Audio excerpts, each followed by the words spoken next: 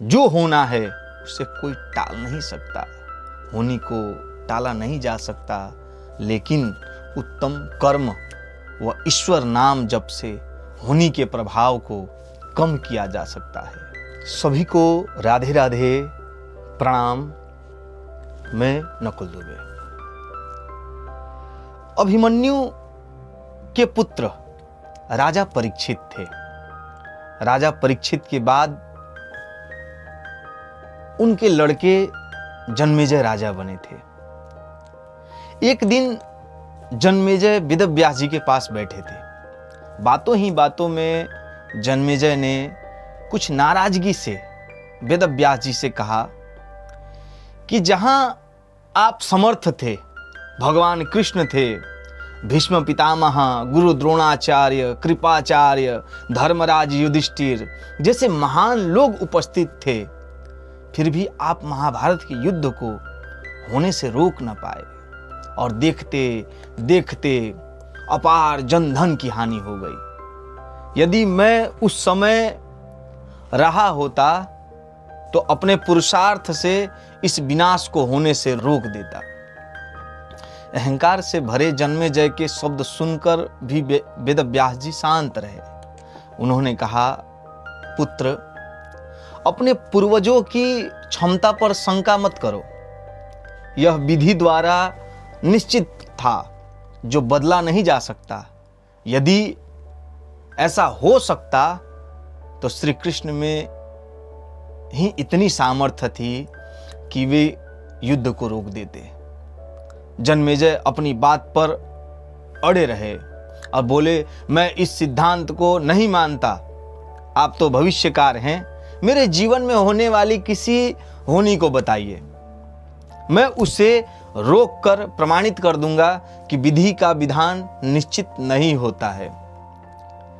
व्यास जी ने कहा, पुत्र, यदि तू यही चाहता है तो सुन। कुछ वर्ष बाद तू काले घोड़े पर बैठकर शिकार करने जाएगा। दक्षिण दिशा में समुद्र तट पर तू पहुंचेगा।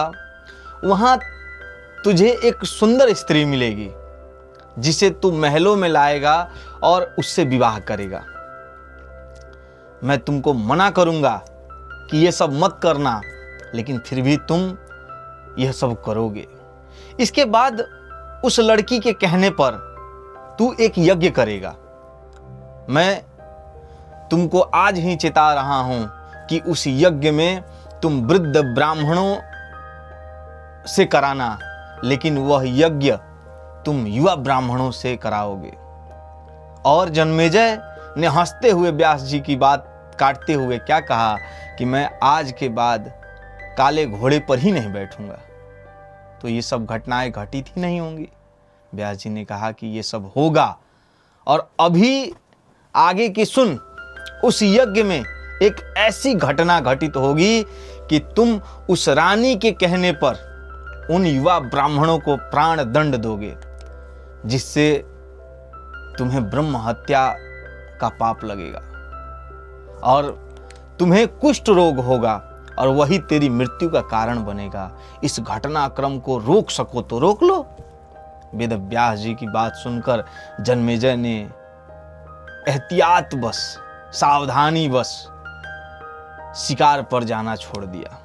परंतु जब होनी का समय आया तो उसे शिकार पर जाने की बलवती इच्छा हुई। कहते हैं जब काल आता है तो काल अपने आप खींचने लगता है। बलवती इच्छा हुई। उसने सोचा कि काला घोड़ा नहीं लूंगा। शिकार करने की इच्छा हुई जन्मेजय को, लेकिन उसने सोचा कि ठीक है, शिकार करने तो जाऊंगा, लेकिन काला घोड़ा लेकर नहीं जाऊंगा। लेकिन उस दिन अस्तबल में काला घोड़ा ही मिला। तब उसने सोचा कि कोई बात नहीं, अब मैं दक्षिण दिशा में नहीं जाऊंगा। परंतु घोड़ा अनियंत्रित होकर दक्षिण दिशा की ओर जाने लगा। यह देखकर घोड़ा एक समुद्र के किनारे पहुंचा। वहां पर जन्मेजय ने एक सुंदर स्त्री को देखा और उस पर मोहित हुए। जन्मेजय ने सोचा कि इसे लेकर महल में तो जाऊंगा, लेकिन शादी नहीं करूंगा। परंतु उसे महलों में लाने के बाद उसके प्यार में पड़कर उससे विवाह भी कर लिया। फिर रानी के कहने से जन्मेजय द्वारा यज्ञ भी किया गया। उस यज्ञ में युवा ब्राह्मण ही रखे गए। किसी बात पर युवा ब्राह्मण रानी पर हंसने लगे। रानी क्रोधित हो गई और रानी के कहने पर राजा जन्मेजय ने उन्हें प्राण दंड की सजा दे दी।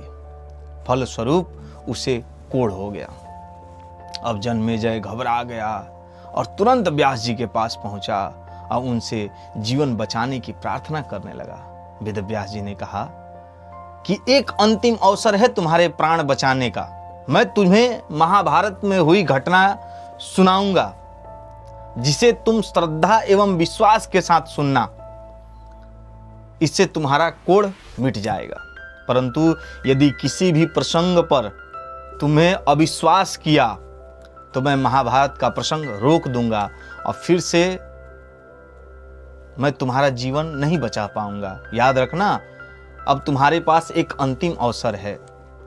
अब तक जन्मेजय को व्यास जी की बातों पर पूरा विश्वास हो चुका था, इसीलिए वह पूरी श्रद्धा और विश्वास से कथा श्रवण करने लगे। व्यास जी ने कथा आरंभ की और भीम के बल का प्रसंग सुनाए, जिसमें भीम ने हाथियों को सूंडों से पकड़कर उन्हें अंतरिक्ष में उछाला। वे हाथी आज भी अंतरिक्ष में घूम रहे हैं। तब जन्मेजय ने अपने आप को रोक न पाए और बोल उठे कि यह कैसे संभव हो सकता है, मैं नहीं मानता। व्यास जी ने महाभारत का प्रसंग वहीं रोक दिया, क्योंकि पहले ही कहा था शंका मत करना। और जब हाथियों को सूंड से उठाकर अंतरिक्ष में फेंकने की बात जन्मेजय ने सुना तो उनको मन में शंका हो गई। वेद व्यास जी ने महाभारत का प्रसंग वहीं रोक दिया और कहा कि पुत्र, मैंने तुझे कितना समझाया कि अविश्वास मत करना, परंतु तुम अपने स्वभाव को नियंत्रित नहीं कर पाए, क्योंकि यह होनी द्वारा निश्चित था। फिर वेद व्यास जी ने अपनी मंत्र शक्ति को आवाहन किया और वे हाथी पृथ्वी की आकर्षण शक्ति में आकर नीचे गिरने लगे, जो भीम ने अंतरिक्ष में भेजा था। तब व्यास जी ने कहा, यह मेरी बात का प्रमाण है। जितनी मात्रा में जन्मेजय ने श्रद्धा विश्वास से कथा श्रवण की, उतनी मात्रा में वह उस कुष्ठ रोग से मुक्त हुआ, परंतु एक बिंदु रह गया और वही उसकी मृत्यु का कारण बना। कहने का तात्पर्य है, कर्म हमारे हाथ में ही है, लेकिन उसका फल हमारे हाथों में नहीं है। गीता में भगवान ने कहा है अर्जुन से, उठ खड़ा हो और अपने कार्य द्वारा यश प्राप्त कर। यह सब तो मेरे द्वारा पहले ही मारे जा चुके हैं, तू केवल निमित्त बना है। होना जो होना है उसे कोई टाल नहीं सकता, होनी को टाला नहीं जा सकता, लेकिन उत्तम कर्म व ईश्वर नाम जप से होनी के प्रभाव को कम किया जा सकता है। राधे राधे। अगर आपको यह वीडियो, यह कथा अच्छी लगी हो तो चैनल को सब्सक्राइब करें, लाइक करें और अधिक से अधिक लोगों तक इस वीडियो को पहुंचाएं, ताकि लोग भी इस धार्मिक आध्यात्मिक चीजों का लाभ उठा सकें। राधे राधे।